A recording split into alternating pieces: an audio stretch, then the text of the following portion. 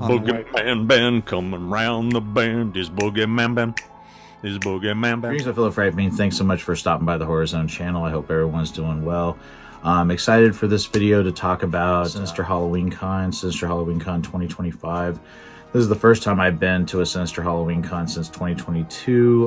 That year I went primarily to meet Corey Feldman. Originally Stephen Williams was going to be there, but unfortunately he was sick and wasn't able to attend. But yeah, that was the Corey Feldman Con. That was like a bucket list person that I really wanted to meet, someone I admired so much growing up. Haven't been able to attend the last two Sinister Halloween Cons just because of various reasons. In 2023, it had to do with the fact that I went to Halloween 45, so a lot of my funds were kind of used up at that con, which was down in Pasadena, and I went on September 30th. And last year, just financial reasons, and I was coming back from my trip to Ferndale with my friends Danny and Sam. That had taken place the same week that the Sinister Halloween Con was last year, so just didn't have the money to do it. But was really excited to go to this one. I initially reached out to them to volunteer for the event, to help set it up and, you know, help execute it and everything like that, but it just didn't work out, and unfortunately I had to back out of it. But everybody was really understanding. I love everybody that puts these cons on. I've been going to Sinister Creature Con since the very first one in October of 2015. At that con, I met Diane Franklin, who I loved in Amityville 2: The Possession, Better Off Dead, and I also met Nathan Basil from Behind the Mask. Been a fan of this con, will always support it, love everybody involved with it. Got to see my friend Brian Jones, one of the people that helps put on the con, and got to talk to him for a little bit, and he's an awesome guy and will always support everything that guy does. And that being said, you know, got to the con, hooked up with my friend John Russell. I've talked about him many times. He was my partner this summer, August 8th, 9th, and 10th. We were down in Los Angeles for Crystal Lake Nightmares, the Friday the 13th, 45 years con that was just such a blast. Haven't seen him since then, so it was really great to meet up with him. As we got into the con, I saw my friend Fred, Gotham guy. Been friends with him since early 2022. He works at Best Buy, so I remember our paths crossed because the Halloween Kills Steelbook wasn't available, and we became friends after that. We kind of became friends on socials, and just a great guy. I haven't seen him since East Bay Comic Con back in February when I met Michael Bean, so it was great to see him, and saw him again later when he was in line to meet PJ Souls. And speaking of the just the amount of talent that was at this con, you had people like PJ Souls, Will Sandin, the original Michael Myers, young Michael Myers, and then you had people from Terrifier like Jenna Cannell and Catherine Corcoran there. You had Brian Krause, who people know from like Sleepwalkers and Charmed. The amazing Henry Thomas from E.T. and Legends of the Fall, and a lot of the Mike Flanagan stuff like The Haunting of Hill House and Fall of the House of Usher, as well as Gerald's Game, Dr. Sleep. I was there primarily, I really wanted to meet him because of Psycho 4: The Beginning, but I'll get into that in a little bit. But yeah, he was there. I was also really excited to meet Alan Robinson, who is a seasoned stunt performer as well as actor. But he, in his early part of his career, he was actually Anthony Perkins' stunt double for Psycho 4: The Beginning. When I found out he was announced, I was just blown away. So yeah, I'm going to get to the people that I met, but yeah, I was excited to meet him. Also you had Adrienne King, Alice from Friday the 13th, and at the beginning of Friday the 13th Part 2. She wasn't at Crystal Lake Nightmares, and she is one of the people she's on my bucket list, so I was really excited to see her. Amy Steele was there. You had Dee Wallace was there. There were so many great people there, and Sean Astin was there for Just Today. His line was insane, probably one of the biggest lines I saw at this one, because I think primarily he's an icon, but also he was just there for one day. And then you also had people like Grim Life Collective was there, Lord Bloodraw was there. There was a lot of great people there, and I was so excited to attend this. And like I said, I saw my friend Fred at the beginning of the day, and then got to see my friend Erin just before she was leaving. Erin has the site called Erin's Nerd Stuff. And again, I'll put links to Fred's stuff as well. Everybody I met, I will have a link down below. So it's like I saw Erin, and it was great to talk to her. John and I had a conversation right before she was leaving.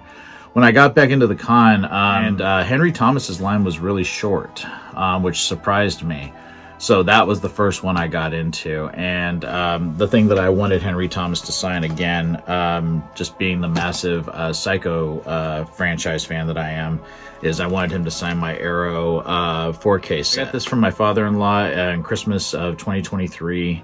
And it's just an amazing showpiece, and I love this franchise. And with the exception of Janet Leigh, who I met in 1995 when I was 21 years old, one of the greatest experiences I've ever had, I've never met anyone else from the Psycho franchise. So knowing that he was going to be there, knowing that Alan Robinson was going to be there, I had to get this signed. So went up to Henry Thomas. He couldn't have been nicer. I mean, in the line, I remember, showcasing that this is what I wanted to have signed. The guy that was working with him said that he notices that in California, a lot of people are really big fans of the Psycho franchise. Maybe that's just because maybe some of the cons that Henry has attended, maybe people don't talk about the Psycho franchise as much, but he's a huge part of why I love this franchise so much. He played young Norman Bates, and it just had a big impact on me. And when I brought this up to him, he was really taken aback that I had this, and he thought this was a really cool set.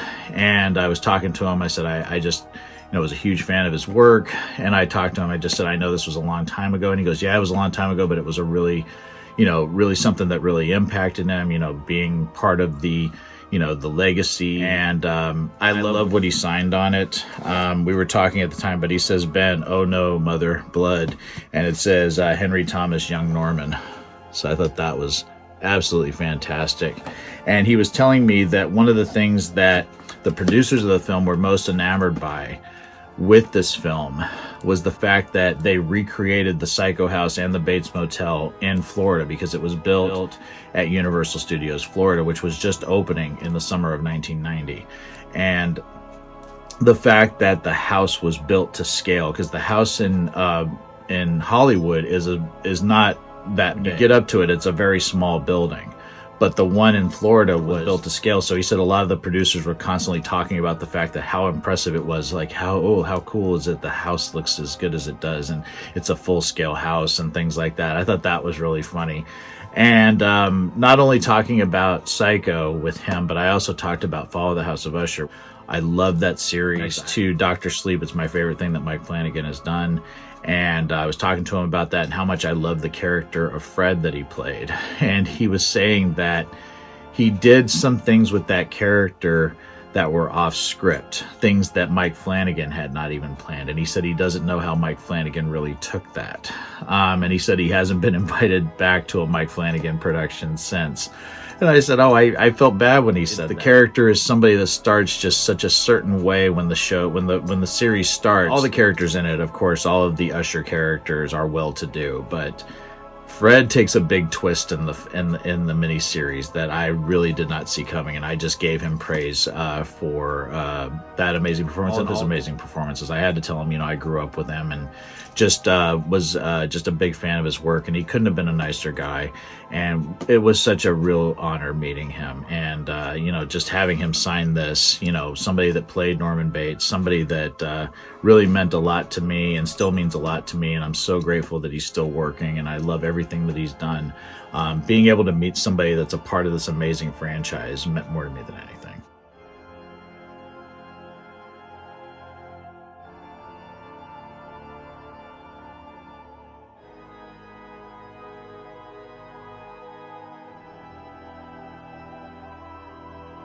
So from there, I decided I was going to go over and meet Alan Robinson. Alan Robinson was somebody who did Anthony Perkins' stunt work in Psycho 4: The Beginning. People haven't seen Psycho 4: The Beginning. I'm sorry if I'm going to spoil some of it for you, but the movie came out 35 years ago. So in the film, at the end of the film, Norman Bates burns down the Bates house. And there's one point where you're kind of concerned about if Norman's going to get out of this or not. And as he burns the house, all of the spirits that were within the house are haunting him as he's trying to get out of it. And there's one point where Mother comes up the stairs and she has the tea that he had given her that poisoned her with the strychnine, and she goes, "Don't you have any respect for the dead?" And Norman falls back and he falls through the stair banister onto the floor. And I was always amazed by that stunt. And when I found out that Alan Robinson was going to be there, I said, oh, that's the guy that did the stunt work. When we first got there, Alan wasn't at his table, but I was looking at the stuff, and then he showed up. I got in his line. There was a family in front of me, and I noticed that a lot of pictures on his table were from, like, he played Ghostface in Scream 2. I heard him telling the family in front of me that, you know, he was the one that killed Jada Pinkett Smith in it. I also saw that he had done stunt work for Jim Carrey in Batman Forever, Tom Hanks as Forrest Gump, Tommy Flanagan in Sons of Anarchy. Just amazing, amazing, actors and movies and television series. And then at the very end of the table, John, my friend John, was with me, and he saw the picture. There was a picture of Alan and Anthony Perkins from the set of Psycho 4. And my friend John was like, you have to get him to sign that. And so that's what I did. And when I paid the money to the woman who was working with Alan, I said, you know, that's the picture I want. Oh, you're the first person to come up and talk about something that's not Scream or Ghostface related. And Alan Robinson was probably one of my favorite people I've ever met. He was so enamored with the fact that I grew up with Psycho 4, the fact that I was there to talk to him about that. And he told me some amazing stories just about how he did the fall, how he had to do it a certain way without hurting himself because of the wood that was constructed to make the banister and everything, how he had to fall a certain way without hurting himself and not use his hands because that's what you want to do when you fall. And he talked about Anthony Perkins. I'm going to show the picture I had signed, but this is the picture I had signed, and it just says, to Ben, Alan Robinson, Norman Bates, stunts. And this is him and the late great Anthony Perkins, my favorite actor of all time, on the set. And he said that when he asked Anthony Perkins if they could take a picture together, Anthony Perkins said, what kind of picture do you want to take? And he said it kind of creeped him out a little bit. But no, he was all in good spirits and good fun. And he was really just, it was just so nice talking to him. I could tell that he was really appreciative that I took the time to talk to him about this film, which a lot of people don't really talk about anymore. The Psycho films and Anthony Perkins and the work that went into those films mean a lot to me. Next to Friday the 13th, it's my favorite franchise of all time. And getting to meet somebody that, you know, was on set with Anthony Perkins that could tell me, even if it was sort of a creepy, you know, little story, something about this man that I held so near and dear. And I'm so grateful for Alan Robinson's time. He was nothing but kind. We had some good laughs. He loved the fact that I had if you can see it on my fancy jacket here, I did have a Norman Bates and Mother pin that my wife got me several years back for my birthday. And he was just like, is that a Norman Bates pin? I'm like, yeah, absolutely. This really means a lot to me, and I'm forever grateful that I had the time to talk to him.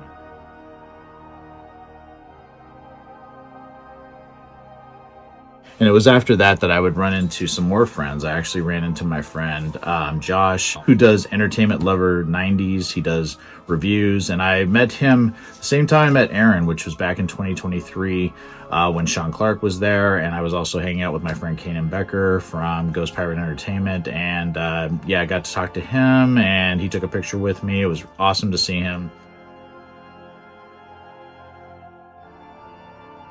Saw my friend Danny, who I haven't seen since last year. He wasn't at the summer one this past year, but I saw him last summer when CJ Graham was there and Felissa Rose and Brad Lurie and everybody. Got to talk to him. Great to see him. It's always wonderful to see him. My friends from Ear for Fear, that being Rick and Morris, great guys. We talked for a really long time, and I hadn't seen Rick and Morris since summer of 2024 Sinister Creature Con, and Rick had his son with him and Morris had his son with him, so they were all hanging out, and I got to see them real quickly that year, and that was great. And I also got to meet somebody who's a fan of my channel. His name was Eddie. He came up to me after meeting Alan Robinson, and I walked over to where Adrienne King was sitting, and it looked like she was just about to go on a break. So we were right there, and then Eddie came up to me and said, oh, Boogeyman Ben, and, you know, I love your channel, things like that, and got to take a picture with him and talk to him for a little bit, and I just thanked him so much for his support. So it was wonderful to meet him as well. And then, speaking of Adrienne King, when I finally did get to meet Adrienne King, I got to meet the woman that was assisting her. Her name was Melissa. She was actually at the Crystal Lake Nightmares. She was the assistant for Deborah S. Hayes, who played Claudette in the original Friday the 13th, and she was working at Adrienne's table. Now, I had reached out to her previously because I had followed her before that on Instagram, because she went to a lot of cons and met a lot of cool people. And I wanted to say hi to her at the Crystal Lake Nightmares Con back in August, but she was, you know, she was working, and unlike Sinister Creature Con, where I'm familiar with the venue and the layout and everything, I didn't want to bother her, so I didn't say hi to her. But I did reach out to her on Instagram and said, oh, I noticed that you were there, and I should have said hi. And she said, oh yeah, you should have said hi. It would have been nice to have met you officially. So when I saw that she was at Adrienne's table, I of course took it upon myself to say hi. We had a nice conversation. John was with me, just talking about Friday the 13th, and we talked about just being fans of the genre and the movies and quoting things. And she was telling me that she had met Betsy Palmer, and just that it was like hanging out with her grandmother when she met her. Just she was so sweet and kind and things like that. So that was really cool. We had a really nice conversation. And when it came time to meet Adrienne, Adrienne couldn't have been a nicer person. I've met so many people from the Friday the 13th franchise, and I have to say that Adrienne is probably one of my favorites.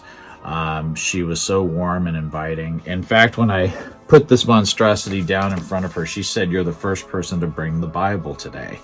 And when she called it that, my head almost exploded, because I've always called it my Friday the 13th Bible. And the fact that she said that, she said, well, what else can you call it? And it's like, you know, the fact that I've met so many amazing people from this franchise. This thing is getting full, and I was so happy to ask her to sign this. And I brought up the fact that back in 2010, I had bought a 8x10 off of her site. And when she was signing it, she ran out of ink. So she signed me a brand new one and put on the back of the other one, oh, I'm sending you two because this one ran out of ink. And it was just really, the pen ran out of ink when I was signing it, and she was so taken aback that I remembered that. And some of the other things that Adrienne told me about, you know, I was talking about just, you know, some of the things that I had seen from the behind the scenes stuff, like that Betsy Palmer really slapped her, and she goes, yes, she really did slap me, and she really did knock her head into the ground when they're wrestling on the beach. She goes, that's why that fight looks as real as it does, because it really was real. And I'm like going, it's an amazing fight that looks so real. So I had a lot of fun just like talking about that, cracking each other up, because we were talking about just like Steve Christie coming on to her, and she goes, of course I wasn't interested in him, I was interested in Bill. And I said, of course you were. It was all about Bill. And then I said the whole thing about, oh, when he says, do I really look like that? And she goes, you did last night. So she signed it. She said, to Ben, you did last night. Adrienne King, Alice, 1 and 2, first final girl. So let's see it right there. Right there. She signs beautifully, beautiful penmanship. And what a sweetheart. She had me come sit next to her. And when we took the picture, we did like some, you know, just normal like pictures and everything like that. And then she said, okay, let's do like scared, like a scared face. And she was telling me, she said, okay, what we're going to do. And she started explaining it to me. I started laughing. She said, okay, don't laugh. And we were just, you know, we were having fun. She said, we're going to imagine that Mrs. Voorhees has just come into this room, and this is our reaction. And she counted down, and we both did this whole like, you know, pose. And just made me laugh, made me very, very happy, and gave her a hug and just thanked her so much for being there. And yeah, what an amazing treat meeting this icon. And yeah, she's one of my favorite people that I've ever met at a con.